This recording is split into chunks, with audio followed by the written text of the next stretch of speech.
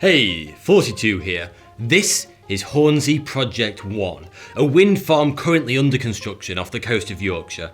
When it is completed in 2020, it will be the largest wind farm in the world. It will power 1 million homes, but this project will collectively cost consumers in the UK an additional £4.2 billion on their energy bills. That's fine, I guess, if it's going to save the planet. But is it? Really? It turns out that renewable energy isn't as rosy as we have all been sold. 97% of scientists believe that climate change is real and it's an issue we need to face today. It's estimated that the effects of climate change will kill at least 150 million people this century. All of these premature deaths could be avoided if the average global temperature could just be reduced by 1.5 degrees Celsius. Professional hippies spend their lives doing two things: dyeing their hair and getting angry at governments for their apparent lack of action on climate change. There are a very small number of countries, however, that have heard the message loud and clear and are leading the way on fixing the planet's thermostat by investing billions into renewable energy. The most prominent is Germany. Today, between 40 to 50% of Germany's energy comes from renewables such as wind, solar and hydro. Germany then is making an exemplary move in the right direction, aren't they? Well, let's take a closer look at Germany's most popular renewable choice, wind power. Wind turbines are fantastic for reducing CO2 emissions, we all know that.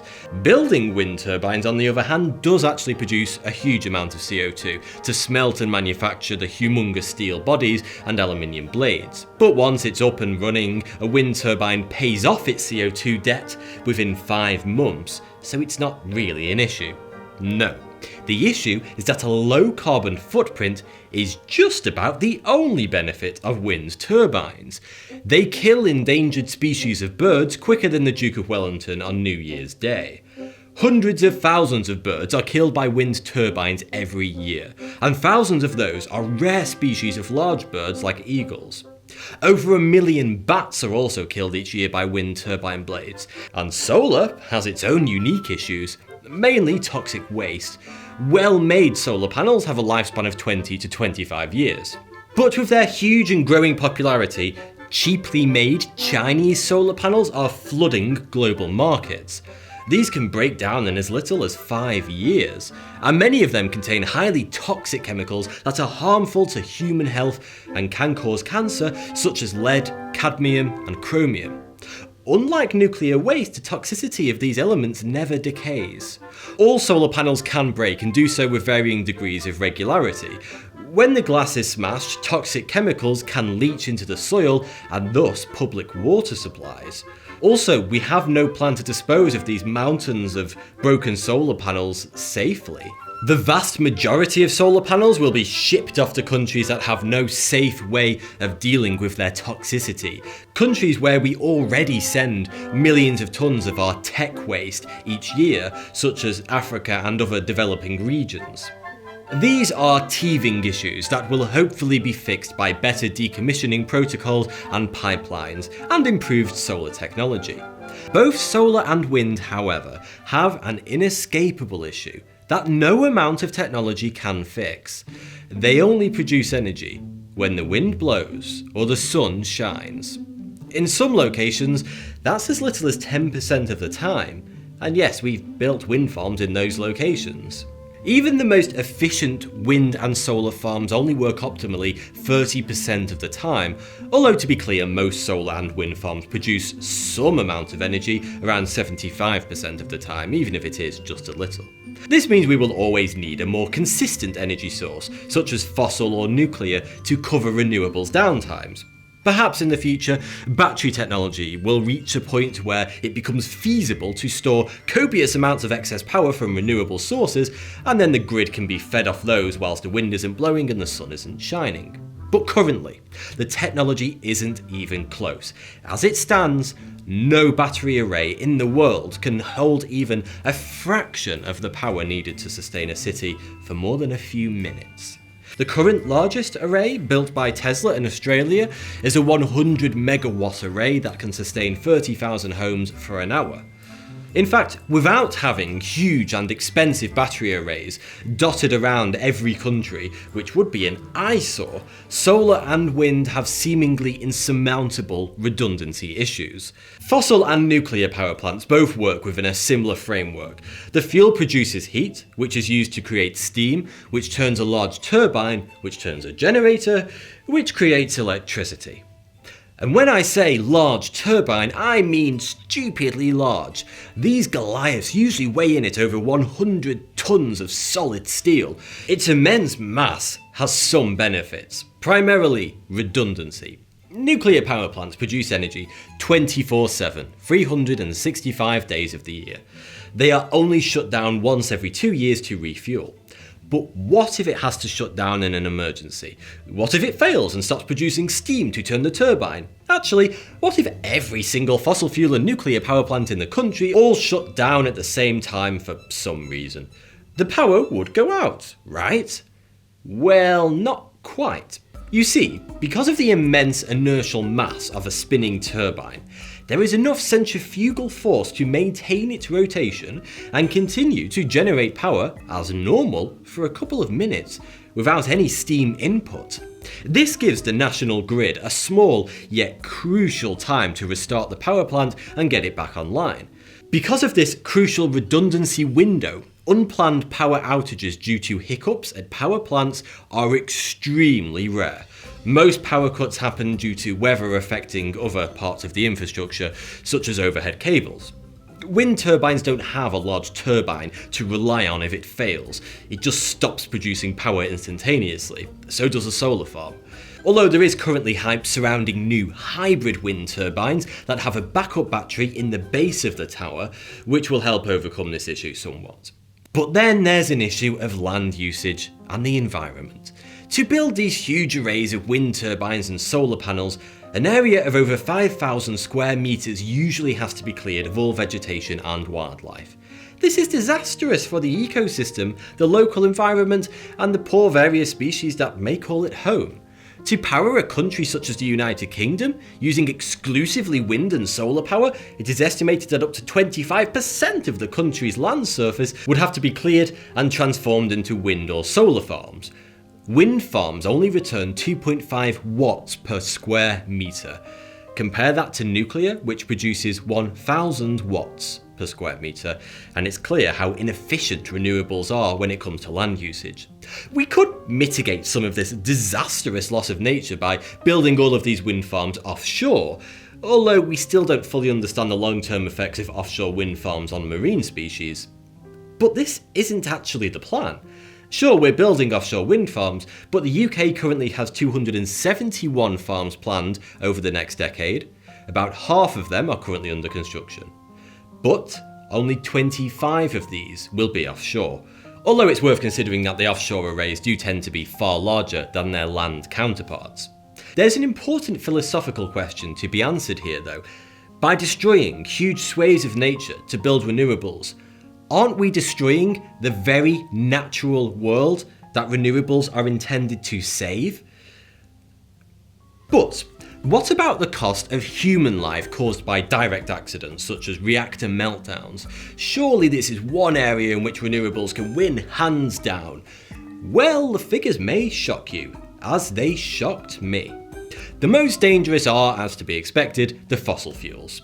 Coal tops the figures with 100,000 deaths per petawatt hour, then oil at 36,000, then biomass with 24,000 deaths, natural gas at 4,000.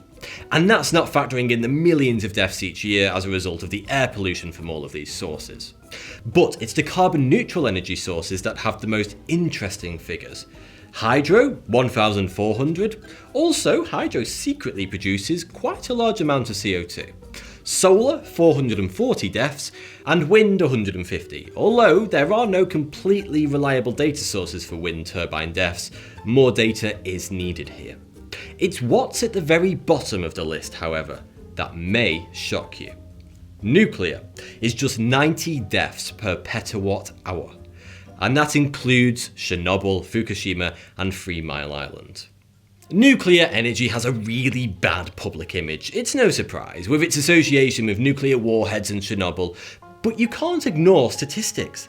and it is statistically the safest form of reliable power production we have today. Nuclear energy and negative press go together like Greenpeace and propaganda. And so there are many countries that have been decommissioning nuclear reactors in favour of renewable sources.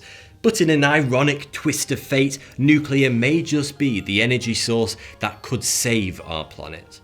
Nuclear fission is big and scary, but it has so many benefits that cannot simply be ignored. Nuclear power plants produce zero carbon emissions. Their only byproduct is nuclear waste, but unlike byproducts of all the other forms of energy production, this is 100% contained and doesn't leak out into the environment. Nuclear waste can also be recycled and reused in reactors multiple times. It's important to note, however, that the uranium mining and enrichment processes do use fossil fuels, and this does produce a lot of CO2. But when we average it out over a power plant's life cycle, a single nuclear reactor and all its related industries produces a median of 65 grams of CO2 per kilowatt hour. That's roughly the same amount of CO2 produced by wind farms over their life cycle, taking their manufacturing and regular maintenance into consideration as well. But nuclear's carbon footprint could be even lower than wind. Allow me to expand.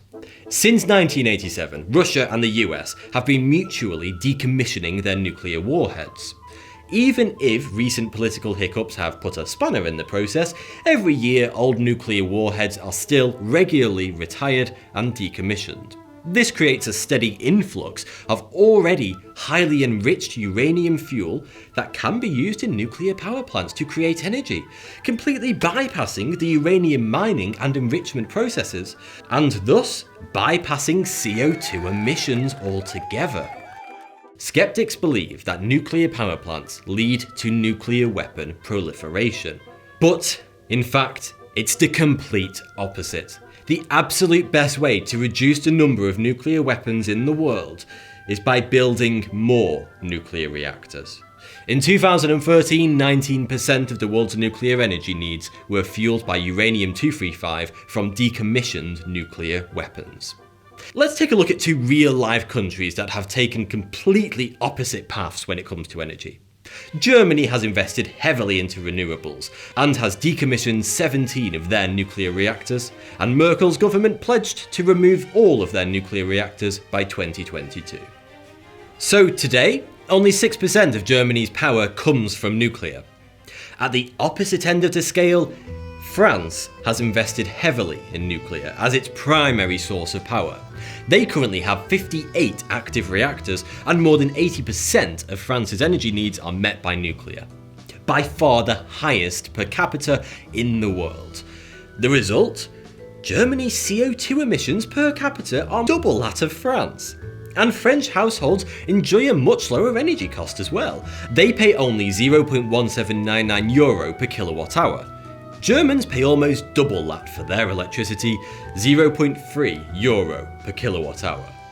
The second highest in Europe. Notably, Germany's energy costs have increased by 50% since starting their big push towards renewables. I'm not trying to actively disparage renewables. I think they have an important part to play in saving the planet. But I believe it should be a far smaller part than what we are currently aiming for, if for no other reason than to not see our world's beautiful landscapes littered with gigantic obnoxious windmills, not if there is no overwhelming benefit over the alternative. Humanity's cleanest, cheapest form of energy has been right in front of us since the 40s, and until nuclear fusion comes along, we should be investing more in nuclear fission to prevent greenhouse gases without needing to destroy thousands of square miles of our beautiful planet to litter it with bird blenders. But what if nuclear energy could be improved even further? What if it could produce little to no waste and be completely safe and meltdown proof? Well, maybe it can. In 1950, Indian physicist Homi Bhabha postulated that perhaps another fuel from the typical uranium-235 and plutonium-239 could be used for nuclear fission. Thorium. Thorium is a naturally occurring radioactive metal that is 4 times as abundant on Earth as uranium. After World War II, a reactor design that used thorium as its fuel, a molten salt reactor, was created by the US government. And the first experimental reactor of its kind was built at Oak Ridge National Laboratory. And it successfully generated electricity between 1965 and 1969. But the US government decided that the future of nuclear energy was in uranium, not thorium. And so pretty much every reactor in the world since the 60s has used uranium fuel. There were many reasons for uranium being chosen as the de facto fission fuel over thorium, but one of the most prominent was that uranium makes much better bombs. Uranium enrichment plants produce highly enriched uranium that can either be used in nuclear warheads or to power people's homes. Thorium, on the other hand, can be used to make nuclear weapons, but it's a lot more difficult and more inefficient. But that's not the only benefit of thorium-based power over uranium. Thorium reactors produce much less nuclear waste. One Chinese scientist claims that there will be 1,000 times less nuclear waste from thorium reactors. Also, since natural thorium can be used directly as a fuel, it does not need to be enriched. And it gets better. Another thorium reactor design, known as liquid fluoride thorium reactor, or LIFTR, has a unique design that its proponents claim is meltdown proof. You see, the most common cause of reactor meltdowns in current uranium plants is excessively high and runaway temperatures, usually due to power failures which can lead to insufficient cooling. But lifters contain a plug at the bottom of the reactor that is designed to melt if the temperature gets too high. This causes all the fuel to drain into an underground safe storage tank, which, in theory, should completely avert a catastrophic meltdown. It all seems too good to be true, and science writer Richard Martin certainly thinks so. He writes, "Thorium could provide a clean and effectively limitless source of power while allaying all public concern, weapons proliferation, radioactive pollution, toxic waste, and fuel that is both costly and complicated to process." But like everything in life, thorium isn't short of its detractors. There are some who argue that because thorium is still highly experimental and it hasn't been operational on a large scale like uranium reactors have, it can't yet be trusted, and it may not be all it's been made out to be. But I guess the only way we can find out for certain whether thorium is the golden goose of clean energy is by putting it into use. And that's exactly what India is doing right now. India has one of the largest natural supplies of thorium, and they have pledged to meet 30% of their energy demands with thorium reactors by 2050. Britain, France, Canada, America, China, and a few others are currently looking into thorium as a potential energy source, but India is currently the only country that has a well thought out, government approved and funded plan to ramp up thorium-based energy production. India plans to have over 60 functional thorium reactors by 2025. And since India is the world's third largest polluter, it seems like a necessary step that could help preserve the planet for a little while longer. But it's going to require action from more than just one country to save our planet. To be completely honest, the world needs to look towards China to stop burning dinosaurs for fun. Just under 30% of the world's carbon emissions come from China. It's not surprising since a staggering 55% of power production in China is coal-based. A tiny 4% of China's power comes from nuclear, as of 2018. I'm not saying we should abandon all forms of energy except nuclear. Wind and solar renewables have a huge and beneficial part to play in saving the planet. But all nations should be looking to eradicating coal-based energy production. It's horrendously inefficient. You have to burn a load of coal and release a ton of CO2 for a pathetic return of energy. It kills millions of people each year from pollution, and it's quickly killing the planet too. But perhaps as most developed nations are looking to replace coal power, nuclear shouldn't simply be swept aside for renewables. Renewables may be the fashionable and popular option, but that doesn't necessarily make it the better option. Thanks for watching. I've recently launched my first book, which I'm crowdfunding. Stick a flag in it. 1,000 years of bizarre history from Britain and beyond. If you want to get your hands on a first edition signed copy, then head on over to Unbound, the link's in the video description. Check out the launch video over there if you haven't already, and pledge today. Thank you.